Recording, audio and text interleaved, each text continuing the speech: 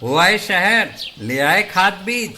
हाँ भाई, लेके तो आया हूँ, पर क्या कहूँ, महंगाई इतनी हो गई है कि समझ में नहीं आता है कि खेती करे कैसे।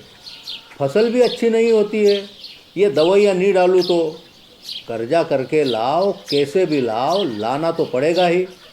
और ये दवाई की दुकान का कर्जा तो ख़त्म होने का नाम नहीं लेता। लाना तो मुझे भी है, पर सब कुछ इतना महंगा है। कहाँ से लाऊं, किससे खरीदूं, किसके पास सही दामों में मिलेगा और क्वालिटी उत्पाद भी मिलेगा या नहीं।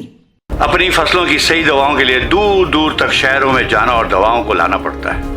फसलों के लिए दवाएं सही है या नहीं, ये जानकारी भी नहीं होती। फसलों की कटाई पर सही दाम मिलेंगे या नहीं, इन तमाम मुश्किलों से दूर होने के लिए आइए खेती बाड़ी केंद्र। खेती बाड़ी केंद्र एक ऑनलाइन सेवा केंद्र है जिससे आप अपने मोबाइल के द्वारा जुड़ सकते हैं, जहां आपको अपनी खेती के लिए सही प्रकार की दवाएं मिलेंगी, वो भी होलसेल मूल्य पर।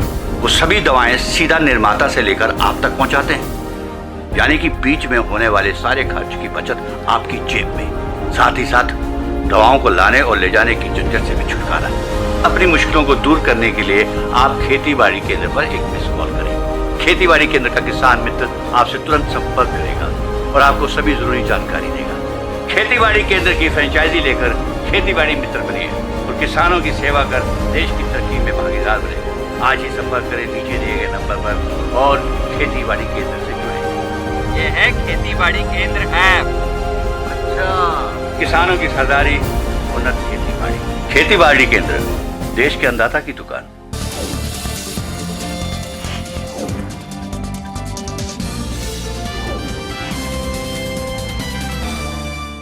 नमस्कार, स्वागत है आप सभी का देश देशांतर में। मैं हूं प्रीति सिंह।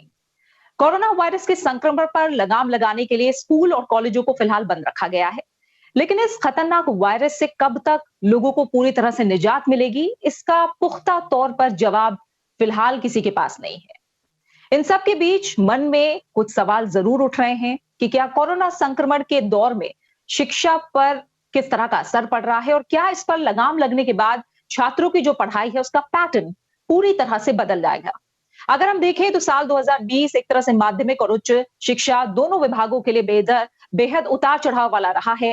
पूरे साल एक तरह से उपलब्धियां कम और हमें शिक्षा को लेकर कुछ समस्याएं ज्यादा देखने को मिली हैं। कोरोना की दूसरी लहर से एक बार फिर इस साल भी पूरी शिक्षा व्यवस्था या कहीं पढ़ाई को लेकर जो भी सिस्टम है उसे लेकर तमाम चुनौतियां हमें सामने दिख रही हैं। कोरोना के बढ़ते संक्रमण को देखकर ज्यादातर जगह स्कूल कॉलेज बंद है और शिक्षा विभाग जो है वो व्यवस्था को सुधारने में जो चुनौतियां सामने आ रही हैं उनसे निपटने में पूरी तरह से लगा हुआ है। इस बीच Indian B schools leadership conclave 2021 का वर्चुअल उद्घाटन करते हुए उपराष्ट्रपति एम वेंकैया नायडू ने भी कोरोना काल में शिक्षा की चुनौतियों पर बात की। उन्होंने एक तरह से सचेत किया है कि जिस तरह से कोविड-19 ने शिक्षकों और छात्रों को वर्चुअल रूप से अनुकूल बनने के लिए मजबूर किया है, इससे न सिर्फ छात्रों बल्कि शिक्षकों के लिए भी कई तरह की चुनौतियां उत्पन्न हुई हैं। वर्चुअल शिक्षा को लेकर जो एक न्यू नॉर्मल अब बन गया है, उसके बीच शिक्षकों को छात्रों में अपनी सोच और स्वतंत्र निर्णय लेने वाले कौशल को बढ़ावा देने की आवश्यकता है। आज हम देश देशांतर में कोरोना काल में ई लर्निंग के लिए नए आयामों पर बात करेंगे और इन तमाम पहलुओं पर चर्चा करने के लिए मेरे साथ आज कार्यक्रम में दो खास मेहमान जुड़ रहे हैं। मेरे साथ है professor Saroj Sharma, chairman National Institute of Open Learning. साथ ही मेरे साथ जुड़ी है doctor Jyoti Gupta, director principal DPS Sahibabad और जीके2 दिल्ली। आप दोनों मेहमानों का बहुत बहुत शुक्रिया मेरे साथ इस चर्चा में जुड़ने के लिए।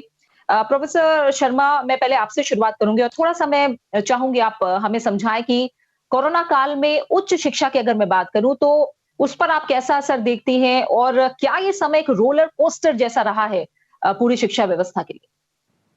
आपका जो सवाल है उसके में पिछले 1 वर्ष से हम इसके उत्तर ढूंढने का प्रयास कर रहे हैं।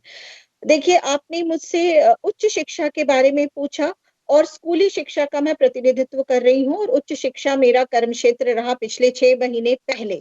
तो विश्वविद्यालय और अब जो स्कूली शिक्षा को मैं देख रही हूँ, उन दोनों ही के समस्याओं के समाधान के लिए हम सभी, चाहे शिक्षक हो, घर में पेरेंट्स हो या जो डिफरेंट स्टेक होल्डर्स हैं, विद्यार्थी हैं, पॉलिसी प्लानर्स हैं, उन सभी के मस्तिष्क में ये सारे सवाल हैं और इसके जवाब ढूंढने का प्रयास किया जा रहा है। कहते हैं आवश्यकता आविष्कार की जननी है। जो हमारे हमारे शिक्षक थे, जो सुदूर क्षेत्रों के भी शिक्षक थे, जिनको ज़ूम या बहुत तरीके के ऐप हैं, जिनका जानकारी नहीं थी, उन सभी ने ऐसी विकट परिस्थितियों में कोरोना में सीखा किस तरीके से शिक्षा दें, और हमने उस सारे ही जो समाधान थे, उसका प्रयास किया। जहाँ तक उच्च शिक्षा की बात है, निश्चित रूप से उसमें बड़े विद्यार्थी होते हैं और वो काफ़ी हद तक स्मार्ट बोर्ड, स्मार्ट क्लासरूम, इन सारी चीज़ों से हम्म। परिचित होते हैं। हम्म। उन्होंने आईटी के फील्ड में या एक प्रारंभिक जो आईटी की चीजें उनको पता होती हैं। स्कूली स्तर पे जहां तक मैं अब क्योंकि एनआईओएस को देख रही हूँ, और हम कश्मीर से लेके कन्याकुमारी तक और पूर्व से लेके पश्चिम तक, लद्दाख और पहाड़ी जगह, इसके अलावा समुद्री जगह, सभी जगह हमारे स्टडी सेंटर हैं, हमारे विद्यार्थी हैं, और ये विश्व की सबसे बड़ी स्कूली विद्यालयी शिक्षा है ऑनलाइन माध्यम से। तो प्रयास सरकार की तरफ से पिछले साल भी रहे और ये लगातार रहा। आपको आश्चर्य होगा ये सुनकर कि जो प्रधानमंत्री ई विद्या चैनल है, एनआईओएस का अपना स्टूडियो है, और 2 चैनल सेकेंडरी और सीनियर सेकेंडरी बच्चों के लिए है, और उसके साथ ही हमारे पास कम्युनिटी रेडियो है, रेडियो स्टेशन है, एफएम चैनल पे भी हम प्रसारित करते हैं, और जो हमारी व्यूवरशिप है 4 लाख के करीब प्रतिदिन बढ़ी। और न सिर्फ एनआईओएस के बच्चे, दूसरे जो बोर्ड हैं सीबीएसई और इसके अलावा स्टेट बोर्ड्स हैं, उनकी भी बहुत ज्यादा संख्या में इसमें पार्टिसिपेशन हुआ। उन्होंने फायदा उठाया हमारे इन कार्यक्रमों का। दीक्षा चैनल तो स्कूली स्तर पे है ही, दूसरा स्वयं और मूक, उच्च शिक्षा की जो आप बात कर रही हैं, स्वयं और मूक का बहुत ज्यादा इम्पैक्ट रहा। डिफरेंट यूनिवर्सिटीज में, कॉलेजेस में, और इस तरीके के जो शिक्षा संस्थान है उच्च शिक्षा में, उन्होंने इससे लाभ उठाया। शोध गंगा जो है, शोध गंगा से रिसर्च में बहुत ज्यादा फायदा मिला। हमारे स्टूडेंट्स ने सीखा कि हम कैसे रिसर्च के बारे में कर सकते हैं। तो निश्चित रूप से डिजिटल माध्यम, डिजिटल डिवाइड निश्चित रूप से है, लेकिन क्योंकि हमारे पास कोई और अन्य चारा नहीं है, और किसी ने कोविड के बारे में कल्पना भी नहीं की थी, तो ऑनलाइन माध्यम से शिक्षा विश्वविद्यालयों ने में शिक्षकों ने दिया, विद्यार्थियों ने इसका फायदा उठाया, कक्षाओं में विद्यार्थी आए, और इसके अलावा विभिन्न तरीके के दूसरे डिवाइसेस हैं, रेडियो जैसे मैंने उदाहरण दिया, ऑनलाइन स्टडी मटेरियल है, ऑडियो और वीडियो जो स्वयं पे है, मूक पे है, जो डिजिटल लाइब्रेरीज हैं, उनके द्वारा उच्च शिक्षा में भी फायदा हुआ, और साथ ही साथ स्कूली शिक्षा में भी विद्यार्थियों ने उसका लाभ उठाया। जी, बिल्कुल। डॉक्टर ज्योति गुप्ता, तमाम जो कोशिशें हुई हैं उनके बारे में अभी हमें प्रोफेसर शर्मा ने बताया है। लेकिन थोड़ा मोटे तौर पर मैं आपसे भी समझना चाहूंगी कि खासकर जो छोटे बच्चे हैं, उनको, उनके लिए तालमेल बिठाना ई लर्निंग के साथ, ऑनलाइन शिक्षा के साथ, क्या अब पहले से बेहतर हुआ है, या कितना बड़ा बदलाव भरा समय उनके लिए रहा? क्योंकि पिछले साल हमने देखा कहीं ना कहीं जो ऑनलाइन शिक्षा थी वो अभी भी जारी है, अभी दूसरी लहर का प्रकोप हम देख रहे हैं। तो ये तालमेल फिलहाल कितना बन पाया है, या कितना बदलाव आप देख रही हैं? इस साल मैं ये कहूंगी कि बहुत ज्यादा इनोवेशन भी हुए हैं और बच्चे और टीचर्स दोनों बहुत कंफर्टेबल हो गए हैं।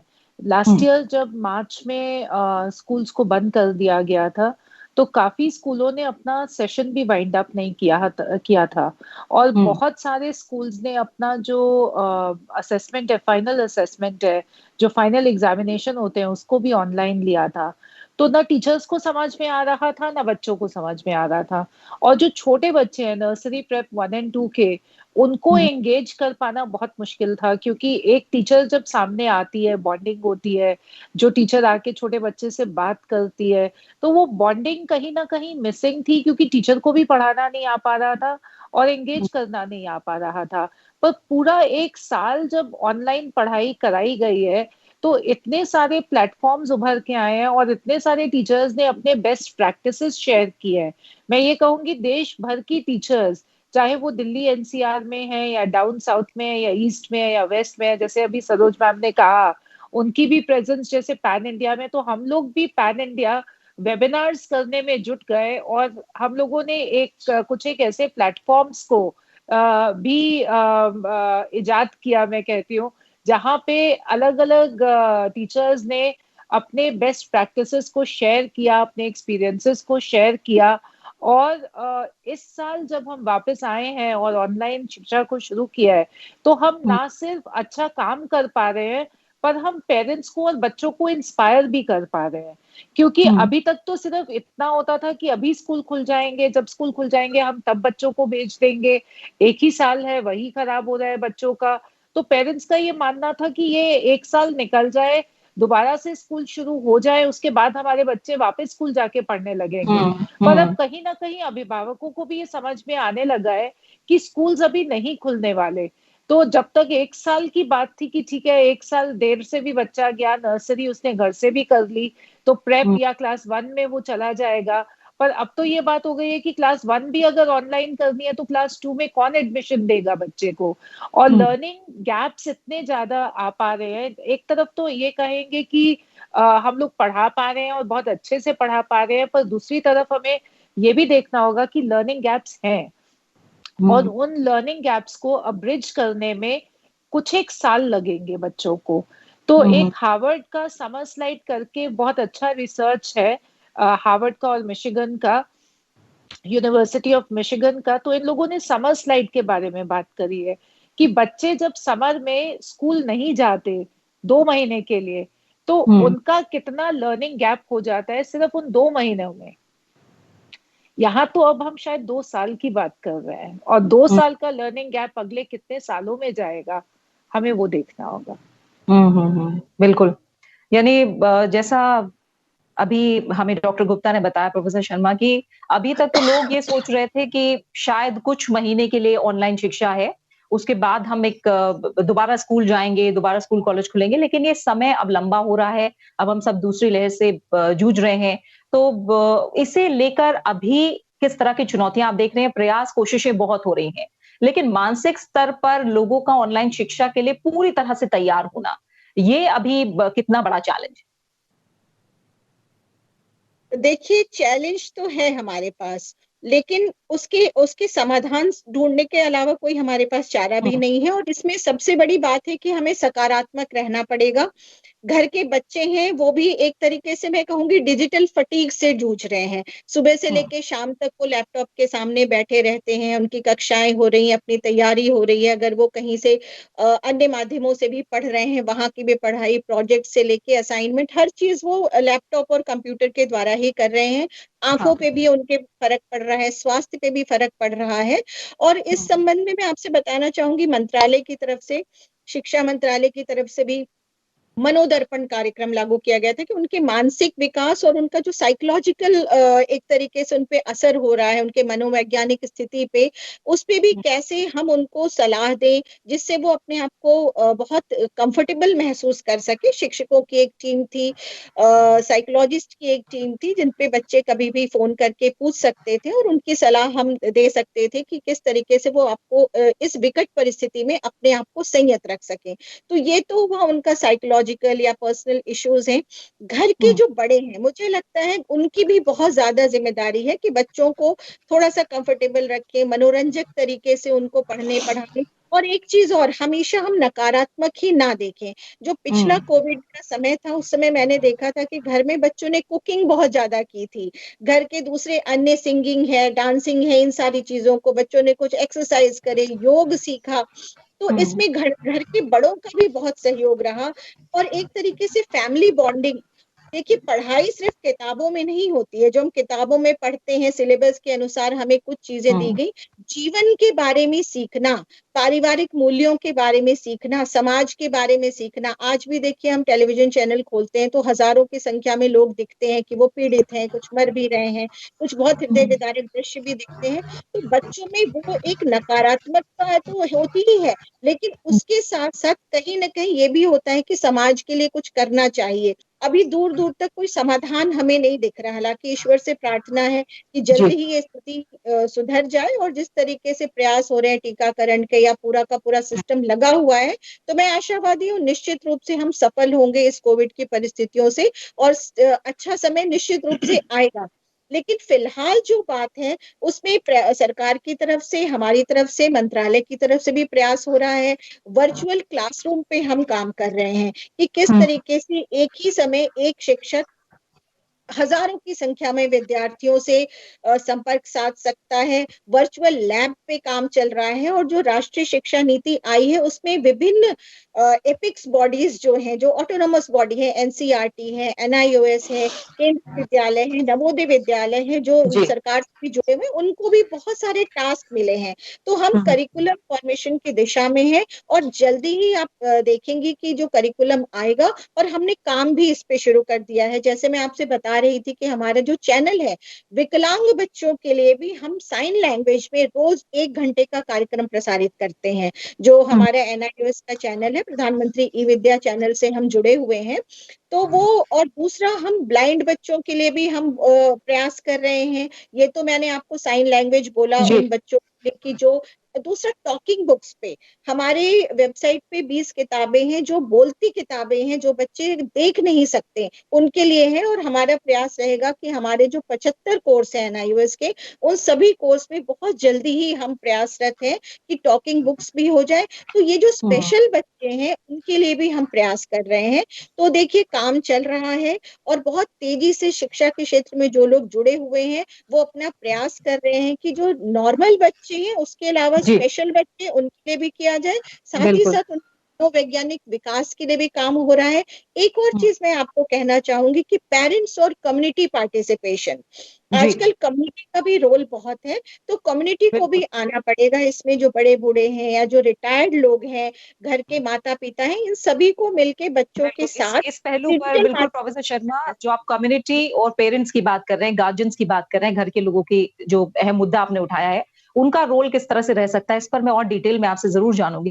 लेकिन इस बीच डॉक्टर ज्योति गुप्ता, एक तरह से हम देखें जो ओपन लर्निंग से जुड़े लोग हैं, उनका फिर भी अनुभव है इस तरह का। लेकिन आप लोगों के लिए किस तरह की दिक्कत है, और खासकर अब मैं समझना चाहूँगी शिक्षकों के, टीचर्स के पहलू से, उनके लिए किस तरह की चुनौतियाँ हैं कि बच्चों को बाँधे रखें, जिस तरह की बातें समझाई जा रहे हैं, वो उसी उसी पहलू से समझें और कहीं न कहीं बंधे रहें इस सिस्टम से भी। तो आपको क्या लग रहा है कि टीचर्स के लेवल पे किस तरह की चुनौतियाँ हैं, चैलेंजेस हैं? टीचर्स को भी बहुत चैलेंजेस आते हैं, पर धीरे-धीरे वो चैलेंजेस जो है वो पार करते जा रहे हैं और सॉल्यूशंस उनके मिलते जा रहे हैं टीचर्स को। बच्चों को ऑनलाइन जोड़ पाना और एक पूरे 30-40 बच्चों की क्लास ले पाना ऑनलाइन, अपने आप में एक बहुत बड़ा चैलेंज होता है, क्योंकि टेक्नोलॉजी जो है, वो हर जगह एनेबलर नहीं होती। कभी किसी का वीडियो नहीं चल रहा होता, कभी किसी का ऑडियो नहीं चल रहा होता, और घर पे बैठ के हम समझ सकते हैं कि जहाँ पर सारा परिवार साथ में होता है, क्योंकि क्लासेस फ्लिप हो गए हैं। स्कूल का रोल घर ने ले लिया है, और कहीं न कहीं टीचर भी जो है वो परिवार से जुड़ जाती है। तो बहुत टाइम ये होता है, बहुत समय ये भी होता है कि बच्चे जो है वो डिस्ट्रैक्टेड रहते हैं अपने परिवार के बीच में। उनके पास उतनी जगह नहीं होती कि वो एक कोने में बैठ के जैसे अपने क्लास में बिल्कुल एकाग्रचित होके मतलब पढ़ सकते हैं, वो भी नहीं कर पाते हैं।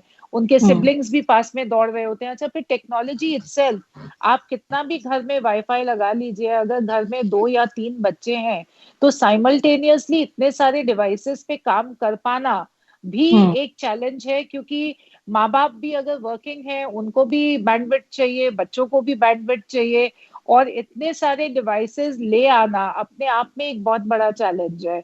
और मतलब टेक्नोलॉजी इटसेल्फ, हालाँकि हम बहुत यूज़ करते हैं टेक्नोलॉजी का, और टेक्नोलॉजी ने हमें बहुत मदद करी है इसमें कि ये जो है ज़ीरो ईयर ना हो जाए बच्चों के लिए, और हम उनको एंगेज कर पाएँ। वो अपने आप में भी एक चैलेंज है कि हर वक़्त बच्चों को वो मिलता रहे। चाहे हम टीचर्स को एक दफ़ा ट्रांज़ैक्शन खत्म हो जाता है, उसके बाद में भी चैनल में बिठाए रखते हैं कि कोई भी बच्चा आपके पास वापस आना चाहता है, और वो अपनी एक तरह से पर्सनल कॉन्टैक्ट क्लास भी करना चाहता है, तो टीचर्स उसके लिए भी तैयार रहती हैं। पर फिर भी एक चैलेंज रहता है। दूसरा एक बहुत बड़ा चैलेंज जो है, वो असेसमेंट्स का है कि आपने पढ़ा तो दिया, आपने ट्रांज़ैक्शन तो कर दिया, पर ट्रांज़ैक्शन का एक बहुत अहम पहलू जो है, वो असेसमेंट भी होता है। तो असेसमेंट्स जो हैं, वो ऑनलाइन माध्यम से बहुत अच्छे से नहीं हो पाती हैं, हमें फीडबैक नहीं मिल पाता है। क्योंकि अभी भी बच्चे जो हैं वो ये समझते हैं कि हमें किसी भी तरीके से टीचर को या पेरेंट्स को ये दिखाना है कि हम समझ गए और हमारे मार्क्स अच्छे आ रहे हैं। वो असेसमेंट को as a part of learning या फॉर लर्निंग और एज लर्निंग नहीं मानते। तो एक असेस कर पाना बच्चों को बहुत मुश्किल है। हमने देखा था कि जैसे ही स्कूल्स खुल गए थे 9th और 11th के लिए, जब ऑफलाइन एग्जामिनेशंस की बात होने लगी थी, तो पूरे देश में ये डिबेट होने लगी थी कि सारा साल ऑनलाइन पढ़ाई करी है तो क्या ऑफलाइन हमें असेस करना जरूरी है। तो हम असेसमेंट को पढ़ाई से जोड़ के नहीं देखते, उसको अलग से देखते हैं। तो वो एक दूसरा चैलेंज है। तीसरा चैलेंज टीचर्स को जो आता है वो अपना एक पर्सनल चैलेंज भी आता है। इस साल हमें पता है कि मतलब स्कूल्स को पूरी तरीके से फी भी नहीं मिल पाई है। शुरू में कुछ एक टीचर्स के सैलरी कट्स भी हुए थे। उसके बाद घर में जो लेडी टीचर्स हैं जिनको मतलब घर भी देखना है, अभी जैसे कर्फ्यू है और घर में कोई काम वाले भी नहीं आते, कोई नहीं आते, तो अपना परिवार को भी देखना, अपना घर का काम भी करना, अपने नए लेसन प्लान्स भी बनाना, नए असेसमेंट्स भी बना पाना। तो टीचर्स ने बहुत जी तोड़ करके मेहनत करके अपने आप को इस काबिल बनाया है कि वो घर से बच्चों को एंगेज करके और जो भी लर्निंग आउटकम्स हमें अचीव करने हैं वो हम कर पाए और उसको अच्छे तरीके से कर पाए, और लर्निंग गैप्स को भी हम अब्रिज कर। तो टीचर्स के ये चैलेंजेस हैं जो कि धीरे धीरे अब टेक्नोलॉजी कंपनीज को भी समझ में आ रहा है। कुछ फ्री टेक्नोलॉजी मिल जाती है, कुछ टेक्नोलॉजी पेमेंट के बाद मिलती है, पर फिर भी टेक्नोलॉजी इज एन एनेबलर और हम अच्छा काम कर पा रहे हैं। बिल्कुल, बिल्कुल। प्रोफेसर शर्मा, अब मैं चाहूंगी आप जो पेरेंट्स के लेवल पे और कम्युनिटी के लेवल पे जिस तरह की मदद और सहयोग की बात आप कह रही थी उसको थोड़ा और डिटेल में बताएं। और क्या अभी भी, ठीक है तमाम कोशिशें हैं, लेकिन अभी भी गांव तक ऑनलाइन शिक्षा को उस तरह से पहुंचाना कि हर छात्र तक उसकी पहुंच हो, क्या इस पर भी अब बहुत तेजी से काम हो रहा है? क्योंकि अब ये एक तरह से न्यू नॉर्मल ही होगा हमारे सामने। जी, देखिए राष्ट्रीय शिक्षा नीति हमारे कोविड टाइम में ही आई और इसमें काफी हद तक ये जो ब्लेंडेड मोड की टीचिंग है, आप जिस कम्युनिटी के जुड़ने की बात कर रही हैं, राष्ट्रीय शिक्षा नीति इसमें एक तो पेरेंट्स को की बात करती है कि पेरेंट्स को भी हम टीच करेंगे, पेरेंट्स को भी हम बताएंगे कि वो किस तरीके से घर में। कई बार ऐसा होता है कि टीचर घर में बच्चों को कुछ कह रही है, आपके पेरेंट्स ने ये नहीं बताया, पेरेंट्स कह रहे हैं कि आपके टीचर ने ये नहीं बताया। तो जो एक डिवाइड है टीचर और पेरेंट्स के बीच का, और जो पेरेंट्स की तरफ से होता है कि आप यही विषय लीजिए, टीचर का पेरेंट्स पे टीचर्स का कुछ अलग रहता है कि बच्चे का अलग रुचि है तो उनको वो विषय दें। तो मुझे लगता है पेरेंट्स को भी एक स्टेक होल्डर के रूप में करिकुलम फॉर्मेशन में होना चाहिए। अब देखिए, हम जब करिकुलम फॉर्मेशन की बात कर रहे हैं, अभी हमारे 103 वोकेशनल कोर्सेज हैं एनआईओएस के, और वो हमारे पूरे पूरे देश में वोकेशनल कोर्सेज को इंटीग्रेटेड रूप में नॉर्मल कोर्सेज के साथ भी लिया जा रहा है। हमारे यहाँ ऑन डिमांड एग्जामिनेशन की सुविधा है। तो ये सारी चीजें जो अब सोची जा रही हैं एनआईओएस में बहुत पहले से है। दूसरा, कम्युनिटी के लिए जब आप बात करती हैं तो मुझे ऐसा लगता है कि जब हम पॉलिटिकल साइंस में पंचायत पढ़ा रहे हैं या संसद के बारे में पढ़ा रहे हैं, तो क्यों नहीं इंटर्नशिप। अब न्यू एजुकेशन पॉलिसी में कहा जा रहा है कि कक्षा 6 से ही इंटर्नशिप होगा। अगर हम खेती, किसानी, बागवानी के बारे में पढ़ा रहे हैं तो वो मेंटरशिप किसी किसान को क्यों नहीं मिल सकता है एग्रीकल्चर में, चाहे हायर एजुकेशन में या स्कूल एजुकेशन में, दोनों के बारे में मैं बोलूंगी। इंटर्नशिप को हम टीचर तक ही बांध कर ना रखें। गांव का मुखिया पंचायत के बारे में बच्चों को बहुत अच्छे से बता सकता है, लॉ के बारे में, लीगल स्टडीज के बारे में एक रिटायर्ड जज या कोई लॉयर बहुत अच्छे से बता सकता है। तो जब तक हम कम्युनिटी के बारे में, जो कम्युनिटी के डिफरेंट वोकेशन से जुड़े हुए लोग हैं, गार्डनिंग के बारे में क्यों नहीं एक माली अच्छे से मेंटर हो सकता है, इन सारी चीजों को, कम्युनिटी के डिफरेंट प्रोफेशनल्स को जब तक हम सिलेबस में नहीं जोड़ेंगे, हम स्कूल से नहीं जोड़ेंगे, एक बहुत बड़ा डिवाइड है। कॉर्पोरेट को शिक्षा से बिल्कुल अलग कर दिया गया है और हम बिजनेस मैनेजमेंट पढ़ाते हैं, बिजनेस स्टडीज पढ़ाते हैं। क्यों ना कॉर्पोरेट के सीईओज को, कॉर्पोरेट के मैनेजर्स को हम मेंटरशिप दें अपने यहाँ बिजनेस स्टडीज में, एजुकेशनल स्टडीज में, और इसके साथ ही साथ हायर एजुकेशन में भी हम इनको कर सकते हैं। तो एक जो डिवाइड है, जो हमने एक तरीके से एजुकेशन को अलग रखा है, तो कॉर्पोरेट सोशल रिस्पॉन्सिबिलिटी के रूप में भी बहुत ज्यादा कम्युनिटी, कॉर्पोरेट भी हमसे जुड़ सकते हैं, साथ ही साथ कम्युनिटी के लोग भी जुड़ सकते हैं। आज की स्थिति में अभी जाना संभव नहीं है फील्ड में बच्चों का, तो हम इस तरीके के इंटर्नशिप ऑनलाइन मोड में ही कर सकते हैं। जैसा मैंने आपको पहले बताया कि वर्चुअल लैब पे बात चल जी। रही है, तो इस तरीके के वर्चुअल वर्कशॉप भी होते हैं। मैं आपको एक बिल्कुल। बहुत अच्छी बात बताऊं, आशा हेल्थ वर्कर्स अभी बहुत ज्यादा न्यूज में है, वो सारे देश में इतना ज्यादा काम कर रहे हैं कोविड के समय, हम उनको एक्रीडेट करते हैं। जी। इसके अलावा झारखंड सरकार से हमने एक एमओयू साइन किया है, वहां की जो ट्राइबल गर्ल्स हैं, आदिवासी कन्याएं हैं, उनको हम वोकेशनल कोर्सेज में ट्रेन कर रहे हैं, ऑनलाइन मोड में वो ट्रेनिंग ले रहे हैं। तो इस तरीके के वोकेशनल कोर्सेज देकर हम कम्युनिटी से जुड़ सकते हैं, और ठीक है। पेरेंट्स के लिए और कम्युनिटी के विभिन्न लोगों से उनकी हम राय जानकर इस तरीके के मॉड्यूल्स तैयार किए जा सकते हैं, और उनको भी एक शिक्षक के रूप में वोकेशनल कोर्सेज में, या बहुत ज्यादा जिसमें एक स्ट्रिक्ट बीएड और एमएड की डिग्री नहीं चाहिए, उन जी। चीजों में हम कम्युनिटी के लोगों को जोड़ सकते हैं शिक्षा में। तो एक बिल्कुल। तरीके से समाज और विद्यालय अलग नहीं होंगे। वैसे भी बिल्कुल। स्कूल को मिनिएचर सोसाइटी कहा गया है, तो मुझे जी। लगता है कि जो डिवाइड है वो खत्म होना चाहिए। बिल्कुल, आप यानी ये जो जी, समय हो तो मैं थोड़ा सा और बताना चाहूंगी। आप जी, एक थोड़ा डिजिटल संक्षिप्त में। डिवाइड, जी।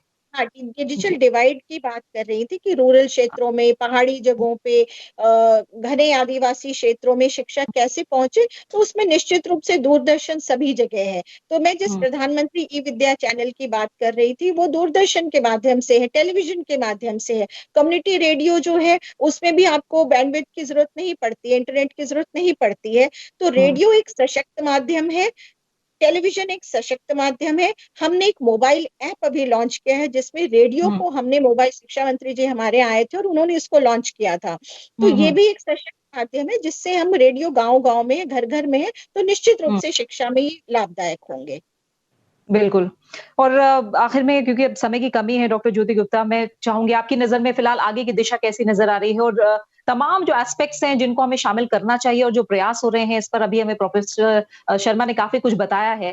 क्या असेसमेंट को लेकर भी अभी एक बड़ी चुनौती है कि अगर मान लीजिए ऑनलाइन या ई-लर्निंग सब कुछ हो रहा है, लेकिन असेसमेंट या परीक्षाओं की जब बात आती है, उसमें भी कहीं न कहीं एक अब नया तरीका लाने की कहीं न कहीं ज़रूरत आपको लग रहा है, महसूस हो रही है?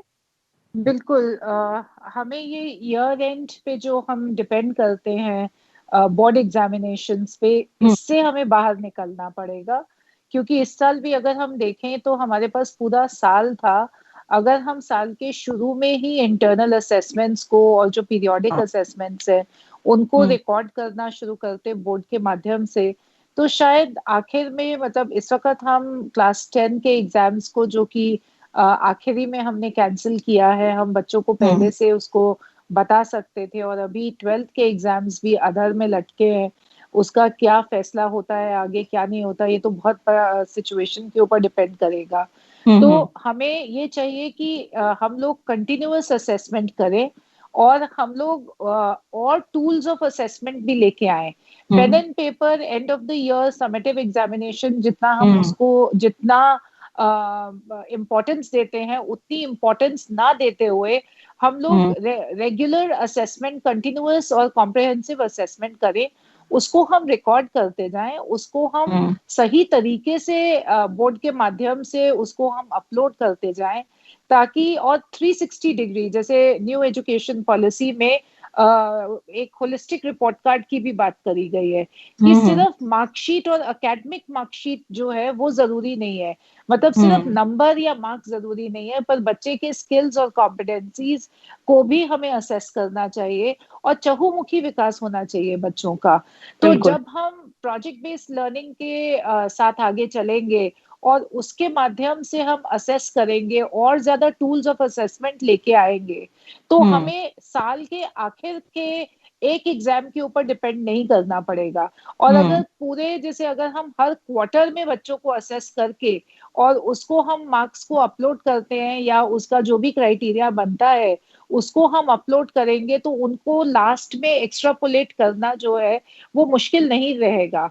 तो जैसे कि शुरू में बोला था कि जो आज की सिचुएशन है, शायद ये एक अपॉर्चुनिटी है हमारे लिए कि हम एक इनोवेशन करें, और देश भर के लिए हम लोग कुछ ऐसा असेसमेंट का पैटर्न लेके आए कि आखिरी में ये कुछ भी ऐसा हो तो हम मैं अटके आपको नहीं, थोड़ा सा हम अपडेट करना एक्स्ट्रापोलेट चाहूंगी। करके आगे चले जाए। जी। जी। मैं थोड़ा जी। सबको अपडेट करना चाहूंगी प्रीति जी। परख एक बहुत ही महत्वाकांक्षी योजना है राष्ट्रीय शिक्षा नीति में, और उसका पूरा का पूरा रिकमेंडेशन हम लोग उससे जुड़े हुए थे। सीबीएसई के चेयरमैन भी उसको चेयर कर रहे थे। तो शिक्षा मंत्रालय के तहत इस काफी काम हो चुका है और जल्दी ही बिल्कुल। देश के सामने आएगा। और जो आप सारी चीजें आपने बोली हैं, 2 बार उनको बोर्ड होना या असेसमेंट जी। के जो पैटर्न है, उस पे काफी बहुत अच्छे रिकमेंडेशन है। और थोड़ा सा इंतजार करिए, निश्चित रूप से वो देश के सामने आएगा, बिल्कुल। जिसमें इन सारी समस्याओं के हल करने का सोचा गया बिल्कुल। है। और निश्चित बिल्कुल। रूप से बहुत अच्छा प्रयास है ये। बिल्कुल, प्रोफ़ेसर सरोज शर्मा आपका और साथ ही डॉक्टर ज्योति गुप्ता, आप दोनों मेहमानों का बहुत-बहुत शुक्रिया। एक काफ़ी गहरा पहलू है कहीं न कहीं, अगर हम शिक्षा से बात करते हैं, इसके तमाम आयाम भी हैं। बहुत सारी चीज़ों पर आप दोनों ने प्रकाश डाला है, क्या हो रहा है, क्या होना चाहिए, इन तमाम पहलुओं पर आज हमने चर्चा की है। ज़ाहिर तौर पर जो ई-लर्निंग है या फिर हम कहें जो शिक्षा व्यवस्था को लेकर न्यू नॉर्मल है, उसके साथ तालमेल बिठाने की कोशिशें अब हैं और हो सकता है आने वाले समय में जो इसके अच्छे पहलू हैं, उन पर और ज़्यादा काम हो, और जो लूप होल्स हैं या जो कमियाँ रह गई हैं उन पर जो कदम उठाए जा रहे हैं, उनका असर भी हमें जल्द से जल्द दिखाई दे, यही हम उम्मीद कर रहे हैं। आप दोनों मेहमानों का बहुत-बहुत शुक्रिया इस चर्चा में मेरे साथ जुड़ने के लिए। और इसी के साथ देश देशांतर में फिलहाल इतना ही। नमस्कार।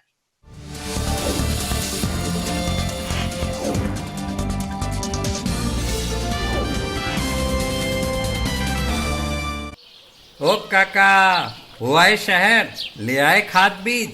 हाँ भाई, लेके तो आया हूँ, पर क्या कहूँ, महंगाई इतनी हो गई है कि समझ में नहीं आता है कि खेती करे कैसे। फसल भी अच्छी नहीं होती है, ये दवाइयाँ नहीं डालूँ तो कर्जा करके लाओ, कैसे भी लाओ, लाना तो पड़ेगा ही। और ये दवाई की दुकान का कर्जा तो ख़त्म होने का नाम नहीं लेता। लाना तो मुझे भी है, पर सब कुछ इतना महंगा है, कहाँ से लाऊं, किससे खरीदूं, किसके पास सही दामों में मिलेगा और क्वालिटी उत्पाद भी मिलेगा या नहीं। अपनी फसलों की सही दवाओं के लिए दूर दूर तक शहरों में जाना और दवाओं को लाना पड़ता है। फसलों के लिए दवाएं सही है या नहीं, ये जानकारी भी नहीं होती। फसलों की कटाई पर सही दाम मिलेंगे या नहीं, इन तमाम मुश्किलों से दूर होने के लिए आइए खेती बाड़ी केंद्र। खेती बाड़ी केंद्र एक ऑनलाइन सेवा केंद्र है, जिससे आप अपने मोबाइल के द्वारा जुड़ सकते हैं, जहां आपको अपनी खेती के लिए सही प्रकार की दवाएं मिलेंगी, वो भी होलसेल मूल्य पर। वो सभी दवाएं सीधा निर्माता से लेकर आप तक पहुंचाते हैं, यानी कि बीच में होने वाले सारे खर्च की बचत आपकी जेब में। साथ ही साथ दवाओं को लाने और ले जाने की झंझट से भी छुटकारा। अपनी मुश्किलों को दूर करने के लिए आप खेती बाड़ी केंद्र पर एक मिस कॉल करें। खेती बाड़ी केंद्र का किसान मित्र आपसे तुरंत संपर्क करेगा और आपको सभी जरूरी जानकारी देगा। खेती बाड़ी केंद्र की फ्रेंचाइजी लेकर खेती बाड़ी मित्र बनिए और किसानों की सेवा कर देश की तरक्की में भागीदार बने। आज ही संपर्क करें नीचे दिए गए नंबर पर और खेती बाड़ी केंद्र से जुड़े। ये है खेती बाड़ी केंद्र ऐप। अच्छा, किसानों की सरदारी, उन्नत खेती बाड़ी। खेती बाड़ी केंद्र, देश के अन्नदाता की दुकान।